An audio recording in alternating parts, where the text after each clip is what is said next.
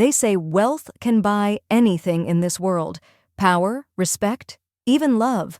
But in the heart of Makunde City, where the desert wind meets the ocean fog, there's a story that money could never silence.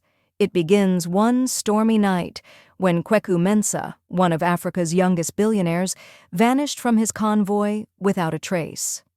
His luxury car was found twisted beside a broken bridge, the glass shattered, the engine hissing like a wounded beast.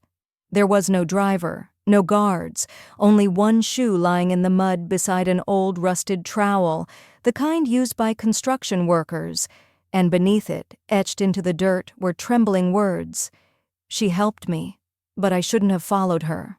For days, rescue teams scoured the ravine. Then, out of nowhere, Kweku reappeared, barefoot, covered in dust, whispering the same woman's name again and again, a woman no one had ever seen before. A woman was said to work the roads at night, repairing what the living avoided and what the dead refused to cross. They say she appears only when the storms come, that her eyes glow faintly in the rain, and that anyone who looks into them sees not their reflection, but their fate.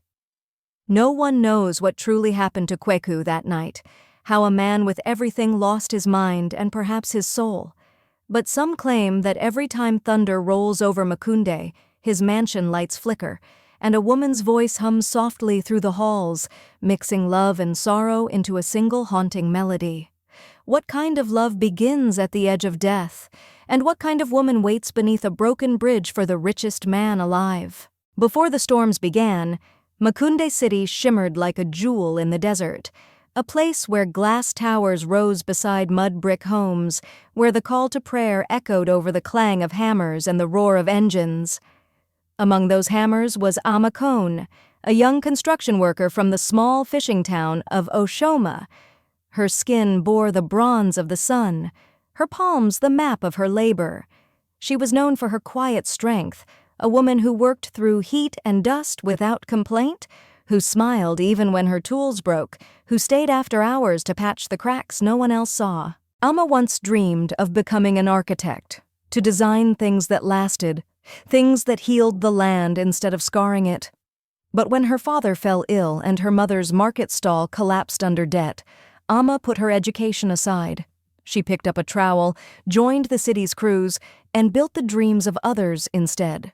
On the other side of Makunde's skyline lived Kweku Mensah, a man whose name opened doors and silenced crowds. The son of a cocoa tycoon, he inherited not only his father's empire, but also his hunger, the kind that devoured everything: time, loyalty, and even sleep.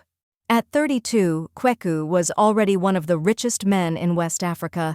His towers carried his initials, his mansion stood high on a hill where rain rarely fell, yet those who worked for him whispered that Kweku was cursed with restless fortune, that everything he built eventually crumbled. Bridges under his sponsorship cracked, his companies collapsed without reason, and mirrors in his home fogged for no cause, as if something unseen breathed behind the glass. Still, Kweku never believed in curses. He believed in control, in bending the world until it obeyed him, until that night. It was early in the rainy season when Ama's crew was hired by one of Kweku's companies to repair an old bridge, the Akani Crossing, a forgotten structure connecting the city to the rural outskirts. Locals avoided it, saying it had been built over a burial ground where workers who died during its construction were never given proper rights. But Ama wasn't the type to fear stories. To her, broken bridges were just things that needed fixing. Still, that day, something felt wrong. The air was too still, the clouds too low, and when her hammer struck the concrete, she thought she heard a faint echo beneath. Not hollow, but humming, like someone whispering back from below. By sunset, a storm rolled in. Most of her team packed up, but Ama stayed, determined to finish the last section before nightfall.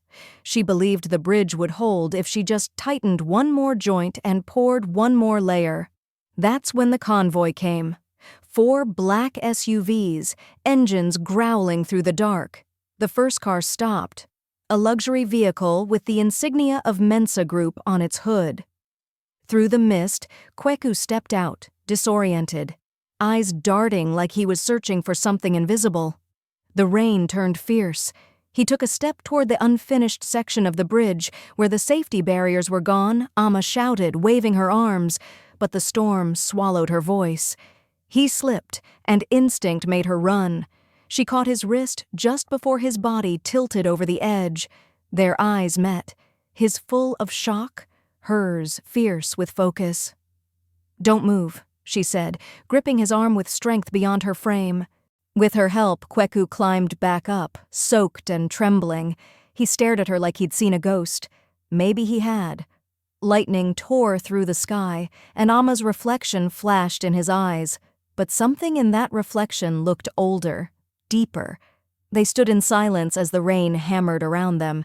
He whispered, "Thank you." But his voice carried fear, not gratitude. Later, when the storm passed, no one knew he'd nearly fallen to his death. But from that night onward, he couldn't forget her face. Not when he closed his eyes. Not when he looked into the mirror. Not even when the whispering started again in his mansion. The next morning, he sent a message to his assistant. "Find her. The woman from Akani Crossing." For 3 nights, Kweku couldn't sleep. Every time he closed his eyes, he heard the low hum from the bridge, the one that had echoed beneath Ama's hammer. It followed him into his mansion like a shadow that refused to stay outside.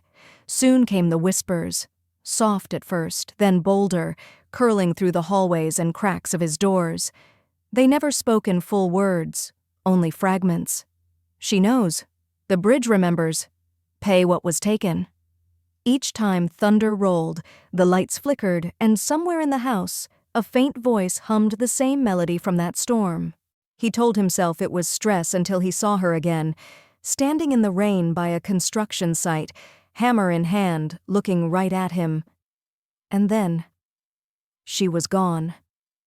That night he dreamed, but it didn't feel like dreaming. He saw her kneeling on the bridge, surrounded by shadowy figures with hollow eyes. She looked up at him and said one word, "Remember." He woke with a start. The window was open, though he'd locked it. On the floor lay a rusted trowel, wet and smeared with red clay. He began to dig into the bridge's past. He found that it was built in 1964, when several workers had been buried alive in a landslide.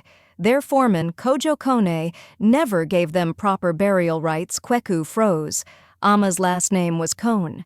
The old records confirmed it. She was Kojo's granddaughter. The realization hit like thunder. His family company had built that bridge, Mensah Holdings, his father's empire.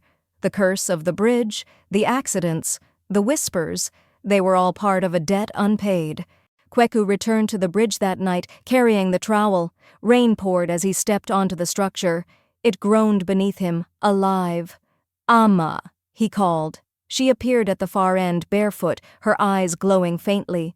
"You shouldn't have come back," she said. "I needed to understand," he answered. "What happened that night? Who are you?" Her voice was soft, but full of sorrow. "I am what remains when promises are broken. My grandfather built this bridge, and his workers died beneath it. Their souls can't rest until it's made whole. Every storm calls me, and now it calls you too." The bridge shuddered. Blue light burst from the cracks as shadows rose from the ground, faces shaped from mist, eyes glowing with grief. "They remember your name too," Ama whispered. "Your family built their tomb. You've been building on cursed ground." Kweku fell to his knees. "Tell me how to stop it." "You can't buy forgiveness," she said. "You must build it, stone by stone, truth by truth." The wind roared, the whispers chanting, "Restore, restore, restore." Ama's voice softened. "Every bridge needs its builder, not the man who paid for it, but the man who bears its weight. Finish what was begun." She reached out, "Hold the trowel, and build." He did. Rain and thunder raged, but he worked like a man possessed, guided by invisible hands. The bridge began to glow, the cracks closing, the hum turning into song.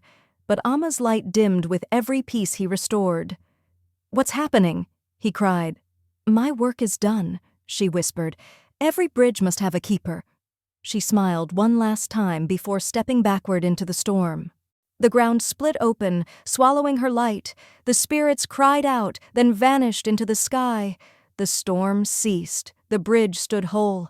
Ama was gone. Kweku knelt, trembling, clutching the trowel, now glowing red-hot. He dropped it, and it shattered, releasing a final flash that blinded him. When the light faded, silence returned. The bridge was perfect. On the concrete where Ama had stood were glowing words. Every bridge must be remembered. They found Kweku the next morning, standing motionless at the bridge's center, eyes open, holding a trowel of stone glowing faintly blue. The bridge that had haunted the city was now strong and calm. The priests said his spirit had become the bridge's keeper. Across Makunde, construction accidents stopped. Workers said they felt unseen hands guiding them, steadying scaffolds during storms. On every new foundation, someone found the words, "Build what lasts, not what shines." The elders of Oshoma called it the bridge that remembered. They told how Ama carried her family's burden and how Kweku, cursed by his father's sins, gave himself to restore what was broken. Did they die? The children asked. No, the elders said. She became the spirit of healing. He became the spirit of remembrance. Together they guard every bridge that carries the living across the silence of the past. Now, when thunder rolls across Makunde, people say, "The keepers are talking." When lightning touches the river, they whisper, "They are building again." And sometimes, late at night, fishermen beneath the Akani Crossing swear they see two faint lights walking side by side across the bridge, one gold, one blue, never speaking, never looking back, their steps as soft as heartbeats. Because every bridge remembers the hands that built it and the hearts that broke for it, and when you build in this life, a home, a dream, a legacy, ask yourself one question: are you building what shines or what lasts?